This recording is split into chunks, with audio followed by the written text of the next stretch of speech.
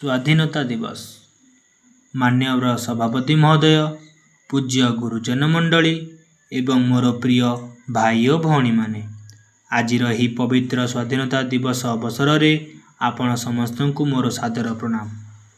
आज अगस्ट 15 तारिख आम देश एक गौरवर दिन। 1947 मसीहा आज दिन में आम भारत ब्रिटिश शासन मुक्त होता। यही स्वाधीनता पछरे महात्मा गांधी, सुभाष चंद्र बोस, भगत सिंह एवं ओडिशार वीर लक्ष्मण नायक, बक्सी जगबंधु भली अनेक महान संग्रामी रक्त और बलिदान रही। आज से समस्त अमर शहीद मानक मन पकाई श्रद्धांजलि देवार दिन। तेबे देश स्वाधीन होवार एत वर्ष पर जदि जड़े शिशु शिक्षारू वंचित होउची, जदि केही भोकरे शोउची किंबा समाज रे जाति धर्म नाम भेदभाव चली, तेबे आमे संपूर्ण स्वाधीन नुहे। प्रकृत स्वाधीनता सेतेबेले आसीबो जेतेबेले देशरू दारिद्र्य, निरक्षरता, दुर्नीति और महिला मानक प्रति होउतिबा अत्याचार संपूर्ण शेष हेबो। प्रत्येक नागरिक सुरक्षित और आत्मनिर्भरशील अनुभव करिवे, सेईटा ही प्रकृत स्वाधीनता।